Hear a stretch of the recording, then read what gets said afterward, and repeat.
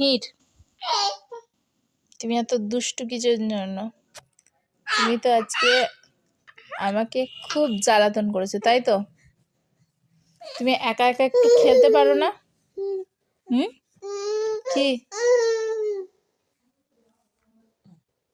ওরে বাবা, কি অবস্থা! আর তোমার আব্বু কোথায়? কি করছো তুমি? এটা কি করছো? কি করছো? টাইগারকে তুলে নিয়েছো?